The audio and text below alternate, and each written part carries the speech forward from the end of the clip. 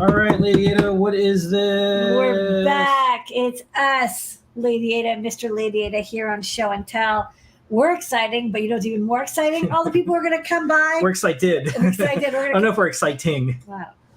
I think we are, yeah. Oh, good looking. Yeah. Or some people from around the maker community to come by and show off what they're working on. Their 3D printing, their soldering, their coding, their debugging, their PCB assembly, all that good stuff. Let's kick it off with some Adafruit peeps. Yeah, we're going to start off with Scott, because he has to bounce right after this. Scott, what you working on?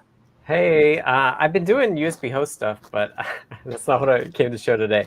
I wanted to evangelize open source, which I'm obviously preaching to the choir. You and me both. Right, but so I administer the pid.codes thing, right? And that is USB product IDs for open source software and hardware. And one of the things that comes up a ton is people will post PDFs of schematics and call it open source. Say, no. Open source, as by the OSHA definition, says that you have to produce modifiable or provide modifiable files. And the reason anything, it's something, but not a PDF. Yeah. Right. So the reason that's really cool is that I remixed one of the Adafruit products here.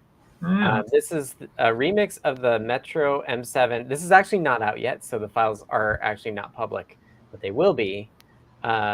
And so I took the SD card version of the 1011 Metro, and I remixed it to put an SWD plus trace header on it. So it adds another 10 pins, and then it has like a 4-bit parallel trace header on there. And that would only be possible with open hardware. Wow. With the caveat, of course, that the files aren't actually. You should totally start a competing company against Adafruit. Yeah, and notice also one thing we always have to ask people is that I did not it does not have Adafruit trademarks on it, although it does say based on the Adafruit Metro M7. Yeah, well, that's very nice. Thank you. So yeah, that's something in my spare time. Trace allows you to see exactly all of the code that's executing as you go along. So I'm pretty excited about that possibility for debugging, being able to see the history of how I got somewhere. So I'm playing around with that, and there is where did it go? I have a board to do it as well, but it's currently plugged in. The Orb Trace. It's open source software, but I don't think the hardware is open source. Yeah, that's a nice board layout there. Yeah, it's an ECP5 FPGA there, and you can see this is the other end of that trace. I've never used one of these big trace. Yeah, so it's just good for extremely high speed debug tracing. Yeah, so on the IMX, there's a specific unit that will just dump every time you do a branch, and so you can literally capture all of the instructions that were run the whole time, which is a ton of data, but it's super thorough, and it could be really useful for performance guided optimizations as well. Okay, good for USB host stuff that you're working on. Yeah, and I was actually I was wanting a version of this Metro that has a 1050 or something with the 2 USBs where it had USB host and a trace port. I know. I'm hoping we're gonna, we're slowly getting. Look, just getting the IMX Metro out was a really big deal. I want to get the IMX Feather out, and then we're gonna do more. It's just you've seen my list of hardware I'm working on. It's nonstop. Yeah. Okay. Yeah, they're complicated chips for sure. We had tons of problems with caching with the USB host stack that we're finally, I think, through that. We turned the corner, I think, on USB host on IMX. All thanks to your hard work. Yeah. All right, and special thanks for Scott for being a pioneer and someone who's putting in more value than extracting from this thing we call technology and everything. I think one of the neat things about the open source that Scott's doing is you're empowering so many people to do things forever with something they purchase or work on, which is unlike anything else. Like any time you work on something that's Adafruit or Scott's working on, that's yours forever. No restrictions. Yeah. It's open source, and there's a lot of lip service that people are like, I love open source. Okay, well, there is a way to really show it, which is let it free. And when you put the users first, People always say we love users, except for when they don't. And so if you think about it, like what's the best possible thing for a user? It's like, oh, I can get modifiable files. I can get the firmware, the software. I can commercialize it and not have to talk to you or ask you or beg you or sign an NDA or do anything. And there's things like CircuitPython, 400 different boards, people running companies don't even know Adafruit has anything to do with Teeny USB, like all these things that people are able to do. And the maker movement has changed quite a bit. And I hope these stories get out because it's unique and weird. And there's only a limited number of us, because when businesses aren't doing so well, they sell out the users. They try to go to businesses and then they claw back this is a Cory Doctorow quote. They basically sell out the users.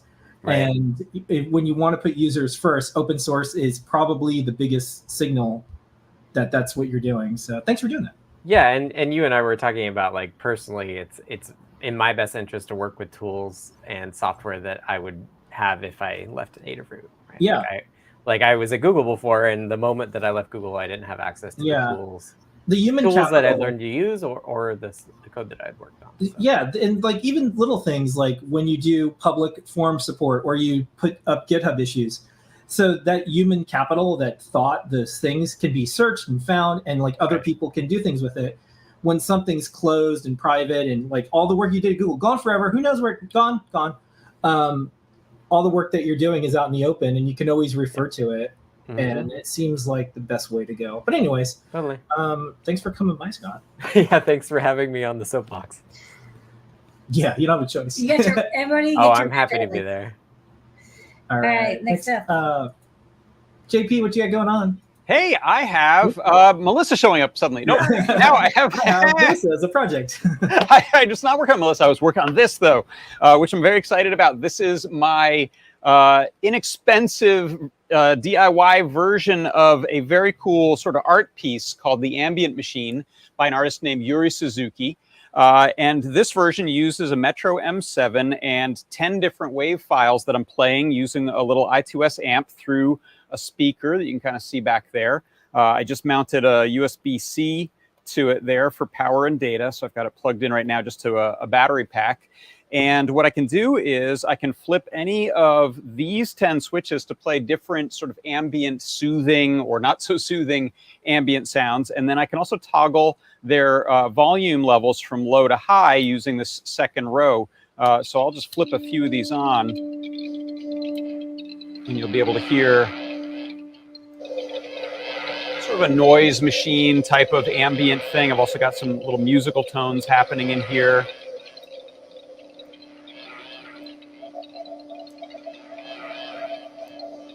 So it's kind of nice for just constructing a sort of soundscape, noise machine type of thing to have in the background.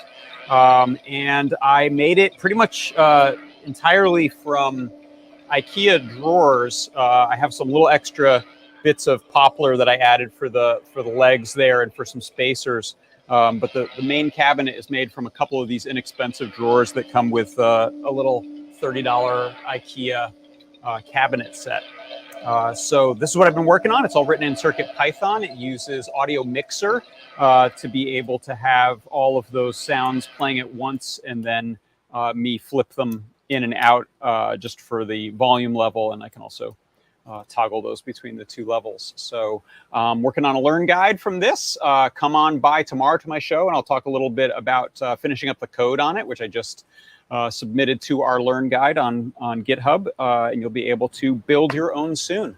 Okay, yeah, this was assigned. JP knows this, of course, from these meetings. But I wanted to see like how many WAV files could you mix on an IMX RT11 M7 chip, and turns out at least 10. Handles 10 easily, it seems. Yeah. Has anyone ever figured this out before? Is this like? Well, what's interesting is JP started with the SD card. I wouldn't have known what to guess. No, I would have said like, I don't know, 5. Either 5 or 3,000. Off of the flash memory, it's very, very fast. You have very high speed QSPI memory. Off of the SD card, it's not nearly as fast. It's you can only do 3, which I think can maybe be it's. The QSPI is much faster because, of course, it's quad, and there's no SDIO interface on the IMX RT1011. But I think it was still interesting for us to try to figure out. It's a goal of mine to have something that can mix a large number of audio files off of Wave, because it kind of tells you have everything very optimized at that point. But even off of off of the internal flash memory, this is great. And it comes with 8 megabytes of internal flash. Yeah, so I've got 10 pretty nice sized waves on there, and we are going to work with, like you said, figuring out what are the limits that we can push SD card if we use some tricks with frequency and possibly buffering. So we're going to get maybe Scott and Jeff to also take a look at it and see if SD card can still pull off some of these cool tricks. Yeah, it's a bummer there's no SDIO. You really do need to have you need to have that built into the system to get those speeds. But there's a couple other hacks. We'll figure it out. Yeah, we're up for it. We're up for it. All right. So that's ambient machine. JP, see you tomorrow. Bye, JP. Thanks. All right, Melissa, what you got going on? I have this message board that I've been working on. It's running off of a Matrix Portal S3 and running CircuitPython.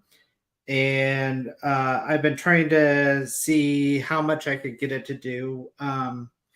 There's a new library called Bitmap Tools that I was trying out for a while because it has like some options like alpha blending in there that I was trying to get working, and I just couldn't quite get that working. So I kind of scaled it back to something a little simpler. So it's just basically running graphics where I can specify certain colors to be transparent, and then a label of custom font, and just scrolling that. So I'm going to add some effects to that too as well, but not quite as many as I was hoping to add.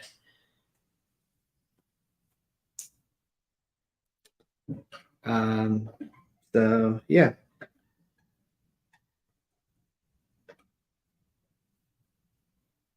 Thank you so much, Melissa. Yeah. All righty. Noe, what you got going on? Howdy, folks. Yeah, so this week we are releasing our Saber project with the new Feather prop maker RP2040. Lamar, you suggested trying to send our STL files off to 3D printing service. So we had the hilts 3D printed in resin from JLC PCB, and they came out really good. So there's 0 layer lines, and they also have the option to like have them sanded for you. So it came out really nice and smooth.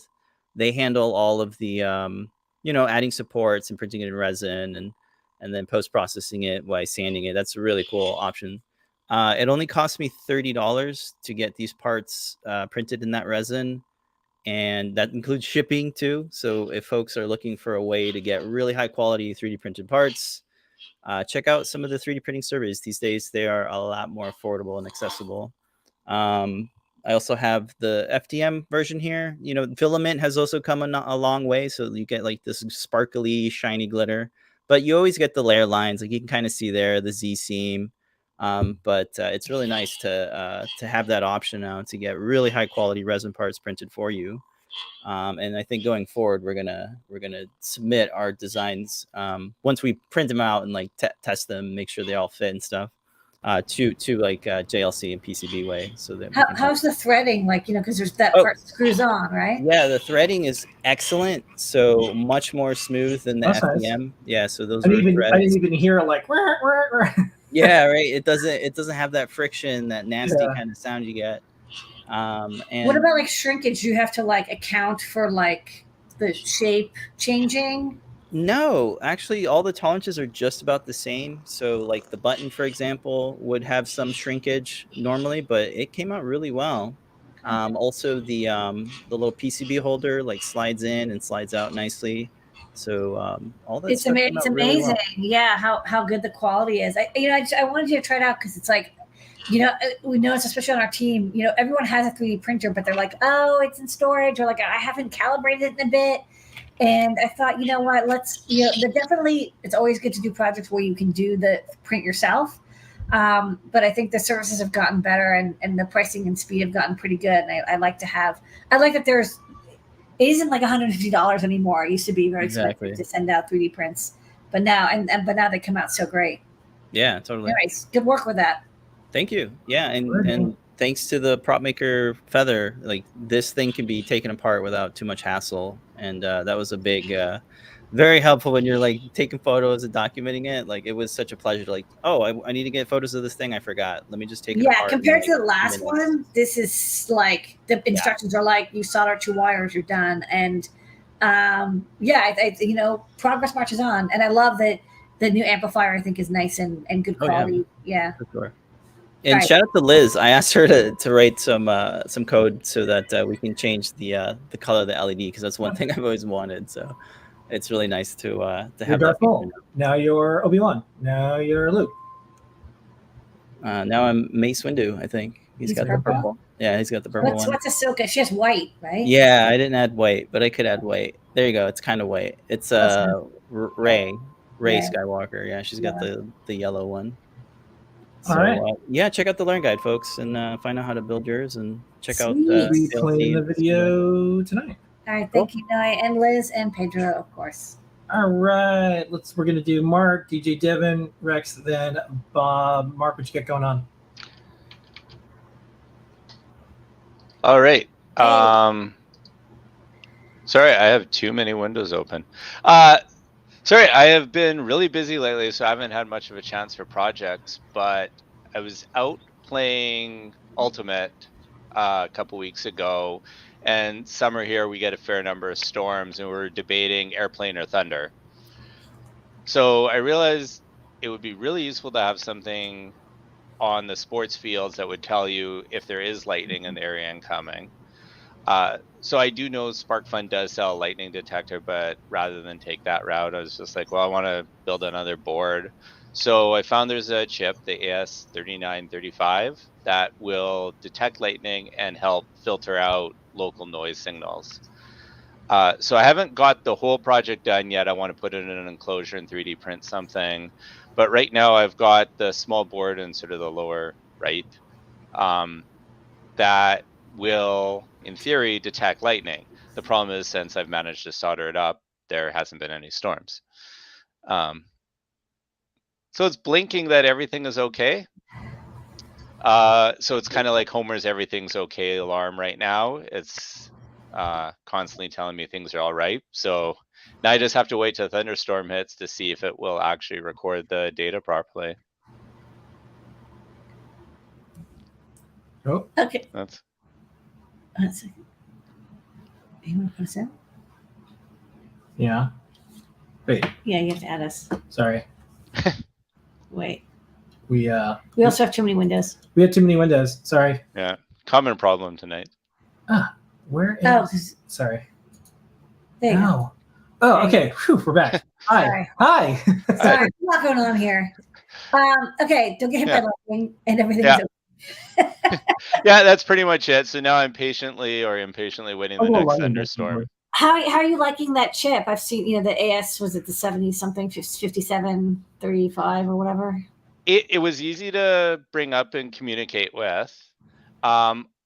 So far, I've only tried it on, it was an Unexpected Maker Tiny S2, and it was causing a lot of interference. This is with the Unexpected Maker's Feather S2, and it seems much better. I'm not sure why. Battery power help versus USB. Yeah. Do you have like a I saw some people, they had like a stove lighter, and they use that to trigger the lightning. That's good, man. That's a good idea. I've got one of those. You know what I'm talking about, the little clicker. Yeah, barbecue lighter. It's the thing that lights the gas stove. Yeah, those I think those if you hold it close enough, it'll set off the detection, so you can use that for testing. Yeah, that's definitely a good test. In theory, this thing will filter out non-lightning signals. I'm not sure how. There's something. The only reason I know this is one of the guys I actually play Ultimate with works for Environment Canada, our weather agency up in Canada, and he said there's actually a distinct signal in lightning that they can detect with their much more expensive detectors. Yeah. All right, cool. All right, I love those sensors, and I like your PCB outline. Yeah. That was most of the reason I designed it, is I wanted to put a lightning bolt. Of course. All right, let's see if I can get these windows working. All right, thanks. Sorry about that. All right, we're gonna do We got about 10 minutes left, so as long as everyone keeps it to a couple minutes, Yeah, I guess we'll get keep it everyone. to 2 DJ minutes or less. Devin, what you got going on? Hello, I have been working on my FitBit. This is running CircuitPython 8.2.2, the latest version. And thanks to Anecdata, who helped me with NVM storage, because this expects to run on a callback server. Like they are very kind of corporatized, and I had a very hard time trying to get this to run on a microcontroller. So I got around it by using NVM storage, my first foray into NVM. And if I disconnect this using only the battery, Ooh. and then hit reset, it should reset. Did that not reset? Maybe it didn't reset. Maybe it's not resetting. Maybe I did something wrong. Live demo, it failed.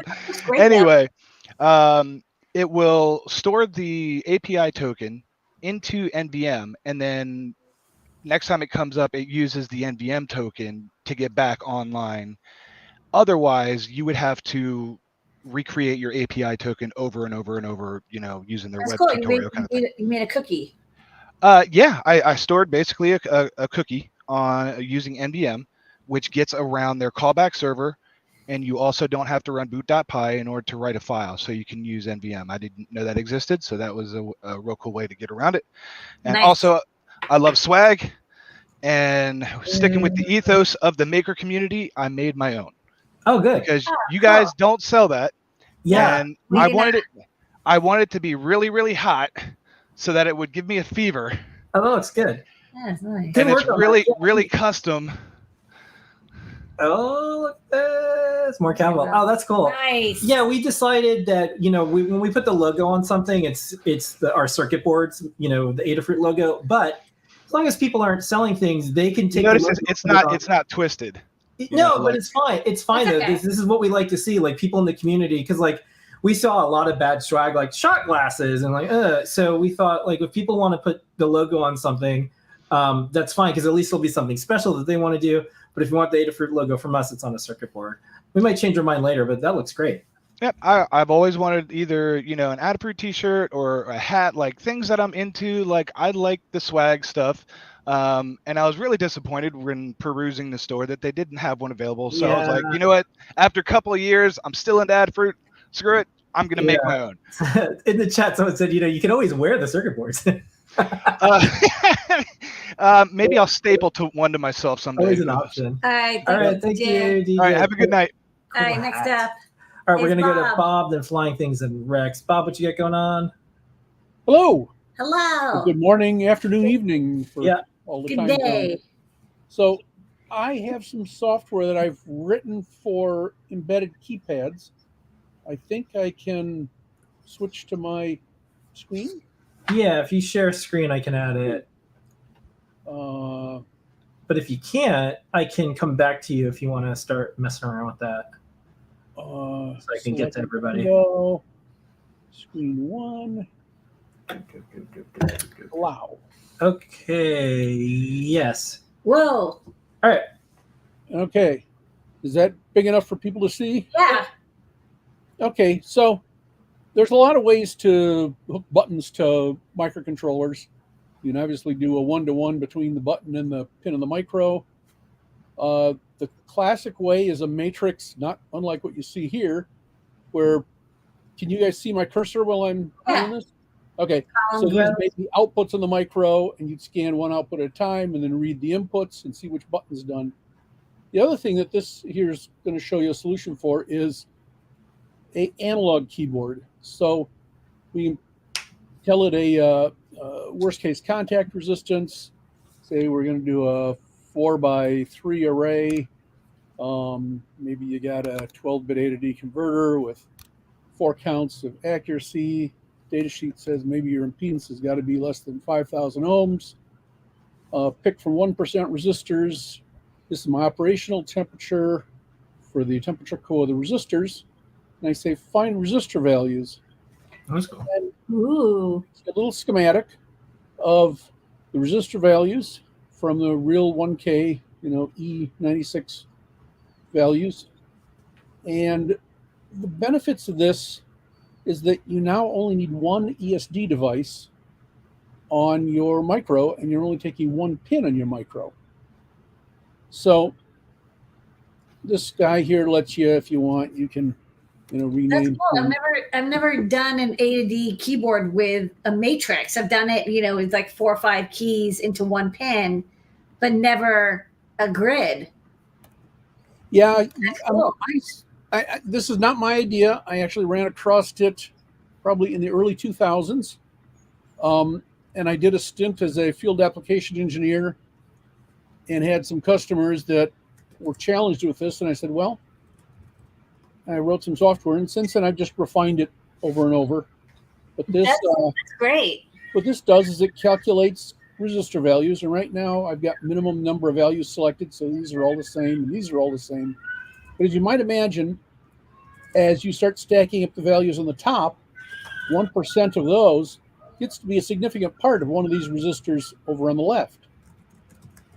And you start ending up with codes that overlap. If you look here, code 1710 to 1766, next key, I press it here, stop that. Okay, cool. All right, well, thanks for coming by and showing this. This is an interesting, and I learned a new thing today. Where can folks find out more about this? Because we'll have to get the rest of the show. Tell folks you have a place. Yeah, I've made this available for free on my website. I'll shoot the link on the Discord chat. Yeah, please do. Yeah, this is cool. All right, thanks so much, Bob. Nice work, Bob. Very much appreciate you coming back and showing it more. We usually have a little bit more time for show and tell, but tonight's pretty packed. But keep coming back and showing off all this cool stuff. Alrighty. All right, thank you, Thanks, Bob. All right, we're gonna go to Cool Flyingthings, and Rex, if you can each keep it to like a minute or so. Sorry to speed around you, but it'll be worth it. Hello. Hello. Yeah. I have updated my costume. I have a speaker in here, so it might be a little bit loud. Oh, that's so cute. All right, that's really it. All right, that's fine. That's a perfect demo. All right, keep coming back as you update it. Thank you so I much. love that. Wow, that's like a adorable little digital flying fox. All right, Rex, play us out. What you got going on? Whoa. All right, can you hear me? Yeah. Can you hear me okay? All right, so this is the cannabadge. It's been a lot of years in the making, but finally I got off the butt and said, let's do it for DEF CON. This one feels special coming up. This is an ESP32 microcontroller, a dev board, driving 100 neopixels, an SGP gas sensor, and also a flow meter dealie that I'm using to roughly estimate the volume of what you exhale. There's also mesh networking working. Actually, let me see if I could share screen. We're doing a segment on our show tonight about badges and using There's Python so on many them. badges right now. Yeah, and using Python on them and more. So this is kind of neat. Okay, can you see my Arduino IDE? Yeah. Okay, let me reset it here. Okay, so it's controlled by serial. And so I can do something like bling Cylon. That changes the animation. It all gets saved to flash storage, so it survives reboots. There's also a mesh networking chat that I implemented with Painless Mesh. So other people who have the board, you can enter like IRC-like commands and chat with each other. Or when you actuate any of the sensors, the gas sensor or the flow meter, it activates an LED animation, but also it sort of makes little ASCII art updates like in the mesh chat as well. Oh, I love that layout. This is great. Yeah, we just did just 'tis the season. A lot of our stuff is at DEF CON. Drop us a note and we'll get it up on the blog if you have any documentation or anything anywhere, and if folks can check it out or learn more about it. It looks so cool. Okay, cool. Good work. And Yeah, here, let me. I'm sure it's been a couple of years of like waiting for DEF CON and Yeah, when is it, everyone's going to be there. Can you hold again? it up closer to the screen? There you go. Oh, wow. Look at that. Is that gold plate all the way around? Wow. Okay, wait, check this out. So this is pretty interesting. I got those from Osh Park. I thought it was bare copper, but I don't know because it looks kind of gold or something else, and it was super expensive. I didn't know what I was doing. It's There's a lot gold, of stuff I it's didn't know gold plated, which is it's just pretty sweet. Oh, that's Yeah, bare hold on. copper. This This is bare copper. It's bare, But when yeah. I put it in the oven, it kind of made that like rainbow discoloration. Oh yeah, So that's actually, it's like titanium. That's cool. yeah, Love it. it's hard to see, but it literally looks like it's on fire. Yeah, no, That's a neat effect that you didn't plan, but you got. So right. Happy accident. people are like, burn Thanks for letting me close it out. all right, thank you so Love much, it. Rex. What a great way to All end right, the show and tell cool. this week. Thank you so much, everybody, for joining us. We're going to start Ask an Engineer in just a minute or so. Thanks for making this the best half an hour of our week every single week. Even when we're not hosting, we're watching, getting ready for the show. Awesome to see everybody this week. We'll be back next week. I forgot to ask him if he had the magic smoke come out of his board. Yeah. Well, there's Next time. Yeah. And we'll be talking about some badge projects and more on tonight's That's Ask an right. Engineer. We'll see everybody in a minute. Bye, everybody.